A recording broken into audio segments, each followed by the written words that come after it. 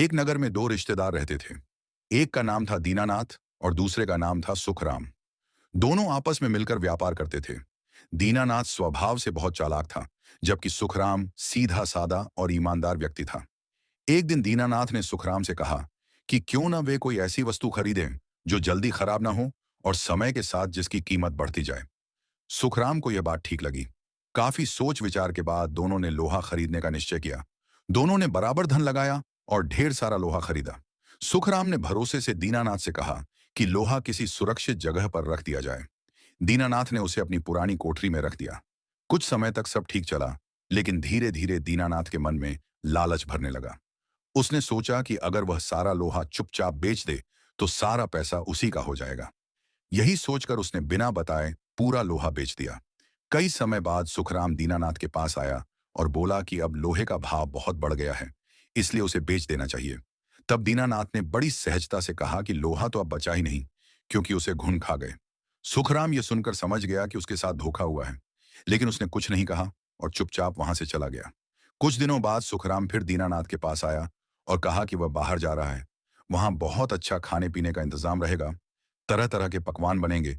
घी में तली पूड़ियाँ, कचौड़ियाँ, मीठे चावल, खीर, पेड़े और जलेबी। उसने कहा कि यदि चाहो तो अपने बेटे को साथ भेज दो, उसे भी अच्छा लगेगा और 2 दिन में वापस आ जाएगा। दीनानाथ ने खुशी खुशी अपने 12 साल के बेटे माधव को उसके साथ भेज दिया। 2 दिन बीत गए, लेकिन माधव घर नहीं लौटा। दीनानाथ घबरा गया और सुखराम के पास पहुंचा। उसने पूछा कि उसका बेटा कहाँ है। सुखराम ने शांत स्वर में कहा कि रास्ते में एक चील बच्चे को उठा ले गई। यह सुनते ही दीनानाथ गुस्से से भर गया और बोला कि यह झूठ है। कोई चील इतने बड़े बच्चे को नहीं उठा सकती।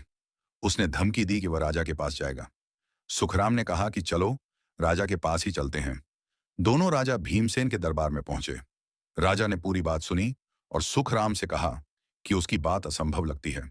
तब सुखराम ने नम्रता से कहा कि अगर लोहे जैसी कठोर चीज को घुन खा सकता है, तो चील का बच्चे को उठा ले जाना भी असंभव नहीं है। यह सुनते ही राजा सब समझ गए। उन्हें दीनानाथ का झूठ साफ दिखाई देने लगा। राजा ने दीनानाथ को कड़ी फटकार लगाई और आदेश दिया कि वह सुखराम का पूरा धन ब्याज सहित लौट आए।